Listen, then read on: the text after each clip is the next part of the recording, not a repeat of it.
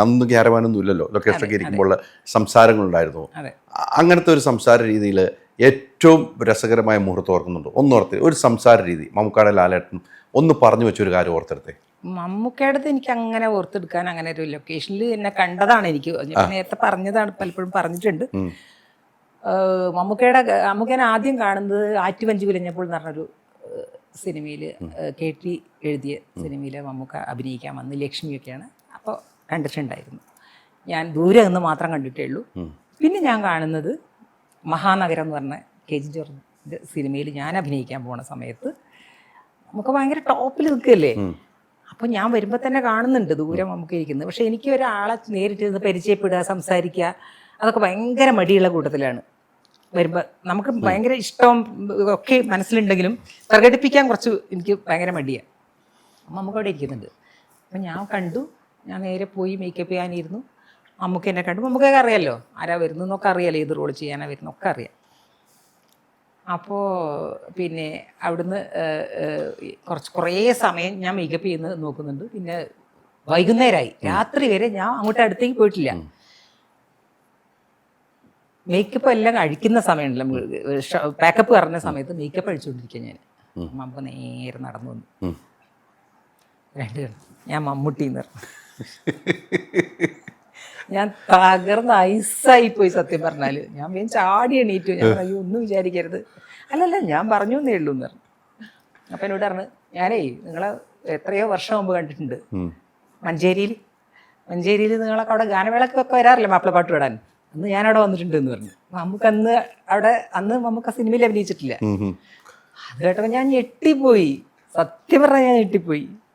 ഒരു ഭയങ്കര അനുഭവമായിരുന്നു. പിന്നെ എനിക്ക് കുറെ ദിവസം എൻ്റെ മനസ്സിൽ ഇങ്ങനെ ഉണ്ടായിരുന്നു. അതെ, ആ വരവ് എനിക്ക് വല്ലാത്തൊരു, നമ്മളില്ലാതെ പോവല്ലേ അവിടെ.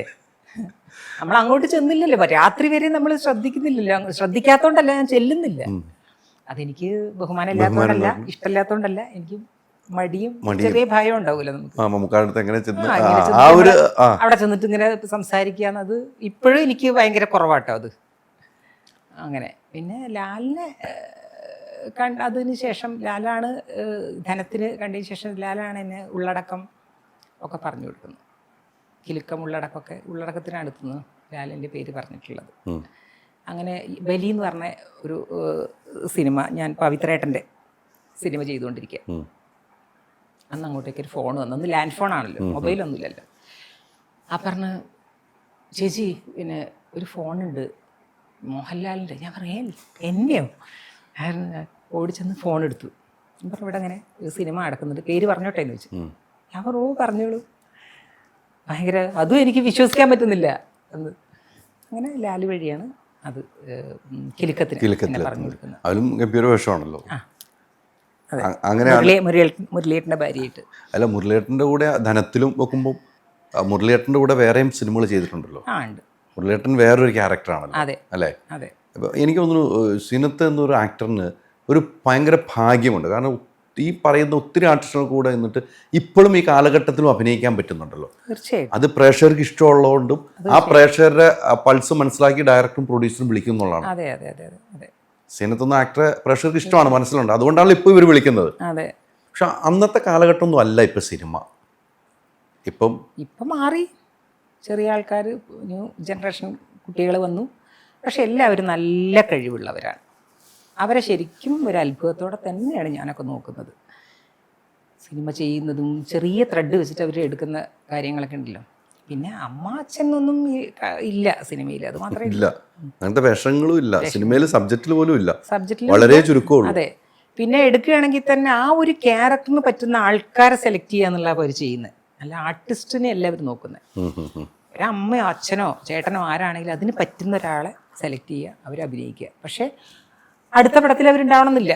അപ്പോൾ അതുകൊണ്ട് തന്നെ നമുക്കിങ്ങനെ തിരയുമ്പോൾ പുതിയ ആൾക്കാരെ വരുമ്പോൾ നമുക്ക് മുഖങ്ങൾ കിട്ടുന്നില്ല. 1-2 പടങ്ങൾ ചെയ്ത് പോവുകയാണല്ലോ. നമ്മളൊക്കെ അന്ന് ചെയ്തത് കൊണ്ടാണ് ഇപ്പോൾ ആൾക്കാരുടെ മനസ്സിൽ നിൽക്കുന്നത്. പത്രത്തിലൊക്കെ പേര് വരും. അപ്പോൾ അതുകൊണ്ട് നമ്മളെയൊക്കെ പേരുകളും എല്ലാവരും മനസ്സിലേക്കും പതിയും. പണ്ടത്തെ ഒരു ശരിക്കും പറഞ്ഞാൽ നല്ല കാലഘട്ടം തന്നെയായിരുന്നു. ഈ കാരവൺ വരുന്നവരെ തന്നെ മോഹൻലാൽ അടക്കം വന്നിരിക്കുകയല്ലേ നമ്മളുടെ കൂടെ. ഷൂട്ടിങ് കഴിഞ്ഞ് കഴിഞ്ഞാൽ എല്ലാവരും കൂടെ ചുറ്റും ഇരിക്കും, സംസാരിക്കും. ഭക്ഷണം കഴിക്കുന്നതും ഒക്കെ തന്നെ എല്ലാവരും അവിടെ ഒരു ഇതായിരുന്നു, രസമായിരുന്നു. മറ്റേ ക്യാരവനിലേക്ക് ഇപ്പൊ പോകുന്നു. കാണുന്നില്ല ആൾക്കാരെ. ആ സീനിൽ വരുമ്പോഴേ കാണുന്നുള്ളൂ. സീൻ വരുമ്പോ കാണും, അത് കഴിഞ്ഞാൽ പിന്നെ തിരിഞ്ഞു നോക്കുമ്പോഴത്തേക്ക് ഉണ്ടാവില്ല. പണ്ട് നമ്മുടെ സീൻ ഇല്ലെങ്കിൽ നമ്മൾ ലൊക്കേഷനിൽ കാണും, ആ റൂമിലിരിക്കില്ലല്ലോ. റൂമിലിരിക്കില്ല, അത് ഡയറക്ടർക്ക് കാണുന്ന രീതിയിൽ തന്നെ അവിടെ എവിടെയെങ്കിലും ഉണ്ടാവും, വിളിച്ചാൽ വരാൻ പറ്റുന്ന രീതിയിൽ ഇരിക്കുന്നുണ്ടാവും ആൾക്കാർ. ഇപ്പോൾ ഒരു ഷോട്ട് കഴിഞ്ഞാൽ വിളിച്ചിട്ട് വരണേ, കാരണം ക്യാരവൺ എവിടെയെങ്കിലും ഇരിക്കും, അവിടുന്ന് വിളിച്ച് കൂട്ടിക്കൊണ്ടരണ്ടേ. അത്രയും ലാഗിയ ഇവിടെ. അതെ, അപ്പോൾ സൗകര്യം നോക്കുമ്പോൾ ഇപ്പോഴും നല്ല തന്നെയാണ്. കാരണം ബാത്റൂം ഒന്നും നമ്മൾ പോകാൻ പണ്ടത്തെ പോലെ എല്ലാവരുടെ കയ്യിലും മൊബൈലാണ്. അപ്പോൾ അതുകൊണ്ട് തന്നെ സുരക്ഷിതത്വം നല്ല തന്നെ. അത് തന്നെയാണ്, അത് ഇപ്പോൾ ഉള്ളതാണ്. അതെ, പക്ഷെ ഇപ്പോഴത്തെ നമുക്ക് പുറത്തു പോലും നിൽക്കാൻ പറ്റില്ല, സെൽഫി എടുക്കുന്നുണ്ട്. അതെ, അങ്ങനെ ഒരു പ്രശ്നം ഇതിനകത്തുണ്ടല്ലോ, അതെ. ഫോട്ടോ എടുക്കുന്ന. അങ്ങനെ വെച്ച് നോക്കുമ്പോൾ അത്യാവശ്യമാണ്. അന്നത്തെ കാലഘട്ടം ഓരോ ഡയറക്ടർമാർ, എല്ലാ ഡയറക്ടർമാർ, പ്രധാനപ്പെട്ട ഡയറക്ടർമാരുടെ കൂടെ അഭിനയിച്ചിട്ടുണ്ട്. ഈ ഓരോ ഡയറക്ടർമാർ നമ്മൾ ഈ പറഞ്ഞു 16 സിനിമയൊക്കെ ഒരു വർഷം ചെയ്യുക എന്ന് പറഞ്ഞപ്പോൾ നിസ്സാര കാര്യമില്ല. ലൊക്കേഷൻ അടുത്ത ലൊക്കേഷനിലേക്ക് പോവാണ്. അപ്പോൾ ഇവിടെ ചെയ്തു വെച്ചിട്ട് അങ്ങോട്ട് പോയിട്ട് അടുത്ത ലൊക്കേഷൻ കൂടെ പോയി, യാത്രയാണ്, ഭയങ്കര യാത്രയാണ്. അപ്പോൾ ഓരോ ഡയറക്ടർമാർ നമ്മൾ ചെയ്തു വെച്ച സീൻ ഇന്നൊക്കെയാണ് പോയി ഒന്ന് കണ്ട് തൃപ്തിപ്പെടാം. പണ്ട് അങ്ങനെ ഇല്ലല്ലോ. അപ്പോൾ ആ ഡയറക്ടർ നമ്മൾ ചെയ്ത സീൻ ഹാപ്പിയാണെന്ന് സീനത്ത് എന്നൊരു ആക്ടറിന് മനസ്സിലാക്കണം എങ്ങനെയായിരിക്കും? ഓരോരുത്തരും കട്ട് പറയുന്ന രീതി ഉണ്ട്, അതാണ് ചോദിച്ചത്. മനസ്സിലാവും. അപ്പൊ അത് തന്നെ മനസ്സിലാക്കും. പിന്നെ അവര് വിടില്ലല്ലോ അല്ലെങ്കിൽ. അപ്പൊ അതുകൊണ്ട് അത് അപ്പൊ തന്നെ മനസ്സിലാവും ഇഷ്ടമായി അല്ലെങ്കിൽ അതാണെന്നുള്ളത്. അങ്ങനെ ഏറ്റവും രസകരമായ മുഹൂർത്തമുണ്ട്. ഈ കട്ടിലും രസകരമായ കാര്യങ്ങൾ പറയാനുണ്ട്. ഒരു തൃപ്തിയല്ലാതെ കട്ട് പറയുന്നവരുണ്ടാവും, തൃപ്തിയോടുകൂടി കട്ട് പറയുന്നുണ്ടാവും, ഇത് മതി എന്നുള്ള രീതി കട്ട് പറയുന്നത്. അങ്ങനെ ഒരു മുഹൂർത്തം ഓർക്കാവും? അങ്ങനെ ഇപ്പം എനിക്ക് ഓർക്കാൻ പറ്റുന്നില്ല. ഗോഡ് ഫാദറിൽ സിദ്ദിഖ് കട്ട് പറഞ്ഞ ബാക്കപ്പ് പറഞ്ഞതേ ഓർമ്മയുള്ളൂ. കാരണം എല്ലാവരും കൂടെ എന്നെ ഡയറക്റ്റ് ചെയ്യാൻ വന്നപ്പോഴേ കട്ടും ബാക്കപ്പും ഒരിക്കലും ഒരുമിച്ച് പറഞ്ഞു. കാരണം ഡയറക്ടറുടെ എണ്ണം കൂടുതലാണ്, നാളെ എടുക്കാൻ പറഞ്ഞിട്ട്. രസകരമായി പറയണമെങ്കിൽ അതാണ് ഓർക്ക വരുന്നില്ലേ. അവരുടെ കൂടെ ഉള്ള അനുഭവം വലുതായിരുന്നല്ലോ അല്ലേ? അവരുടെ കൂടെ ഞാൻ കുറെ വർക്കുകൾ ചെയ്തിട്ടുണ്ട്. അതാണ് ഒരു ആക്ടറിന് എപ്പോഴും നല്ല. അവർ ഒരു സിനിമ കേട്ട് ആ സിനിമയുടെ കൂടെ അവർ ചെയ്യുന്ന അടുത്ത സിനിമയുടെ കൂടെ യാത്ര ചെയ്യുമ്പോൾ നമ്മളിൽ നിന്നുള്ളൊരു വിശ്വാസതയാണല്ലോ കിട്ടുന്നത്. അതെ. അല്ലെങ്കിൽ അടുത്ത സിനിമ വരുമ്പോൾ നമ്മൾ വിളിക്കാതെ വരുമ്പോൾ നമ്മൾ എന്തോ ചെയ്ത പോലെ തോന്നും. പക്ഷെ ആ വിശ്വാസം നമുക്ക് കിട്ടിയിട്ടുണ്ട് ഇവരുടെ കൂടെയുള്ള യാത്ര അല്ലേ. നടിമാരിൽ അന്നത്തെ കാലത്ത് നിങ്ങളൊരു ബാച്ച് ഉണ്ടാവും, കുറേ നടിമാർ, അവരൊക്കെ ആയിട്ട് ഇപ്പോഴും സൗഹൃദമുണ്ടോ? അന്നത്തെ ആൾക്കാരെന്ന് പറഞ്ഞാൽ അന്ന് ഈ ഫോണും മൊബൈൽ ഫോണൊന്നും ഇല്ലല്ലോ. സിനിമ കഴിഞ്ഞാൽ നമ്മൾ പിന്നെ അവരെ കാണുന്നില്ല, വിളിക്കുന്നില്ല, ഒന്നുമില്ല, പിന്നെ അടുത്ത സിനിമയ്ക്കേ കാണുള്ളൂ. അങ്ങനെ വലിയൊരു സൗഹൃദം ആ കാണുമ്പോഴുള്ള മാത്രം. ഇപ്പോഴത്തെ കുട്ടികൾക്കാണ് അതൊക്കെ കിട്ടുന്നത്. പോയാലും മൊബൈലുണ്ട്, അവരൊക്കെ യാത്ര പോകുന്നുണ്ട് പലരും ഒരുമിച്ച്. അപ്പം എനിക്ക് തോന്നുന്നു ലൊക്കേഷനിൽ സൗഹൃദം കൂടുതലുണ്ടെങ്കിലും അത് കഴിഞ്ഞാൽ വളരെ കുറവായിരിക്കും പണ്ട് എന്നാണ് എനിക്ക് തോന്നുന്നത്. പണ്ട് അങ്ങനെയാണ്. അങ്ങനെ ഏറ്റവും സൗഹൃദം ഉണ്ടായിരുന്ന ആളാരായിരുന്നു? അങ്ങനെ എനിക്ക് ലളിത ചേച്ചിയൊക്കെ ഉണ്ടായിരുന്നു ആ സമയത്ത്. എനിക്ക് ഒന്നാമത് സിനിമയിൽ വല്ലാത്ത കൂടുതൽ സൗഹൃദം എനിക്ക് കാണുമ്പോഴതേ ഉള്ളൂ. പിന്നീട് കൂടുതൽ എടുത്തു പറയാനുള്ള പേരുകൾ എനിക്ക് വളരെ കുറവാണല്ലേ? അതെന്താണ് അങ്ങനെ? അങ്ങനെയാണ്. ഇപ്പോൾ എനിക്കറിയില്ല, അങ്ങനെ ഒരു നമ്മൾ നിരന്തരം വിളിക്കുക. അപ്പോൾ ഊർമിളയൊക്കെ ആണെങ്കിൽ തന്നെ വിളിക്കും, നമ്മളെവിടെയും പോകണമെങ്കിൽ വിളിക്കും. അതല്ലാതെ നമ്മൾ എപ്പോഴും വിളിച്ചുകൊണ്ടിരിക്കുക എന്നുള്ള സാധനമല്ല. എനിക്കൊന്ന് ഈ ഊർമിളയുടെ കാര്യം പറയാം. നിങ്ങൾ ഒരുമിച്ച് അമ്മയുടെ മീറ്റിംഗ് ഞങ്ങൾ എവിടെ വന്നാലും ഞങ്ങൾ ഒരുമിച്ച് ഉണ്ടാവുള്ളൂ. അപ്പൊ ആൾക്കാർ ആയിരിക്കും നമ്മൾ നിരന്തരം വിളിയും സംസാരവും ഒക്കെയാണ്. അങ്ങനെയില്ല. പക്ഷെ എന്ന് കാണുമ്പോൾ ഒരേപോലത്തെ സൗഹൃദ.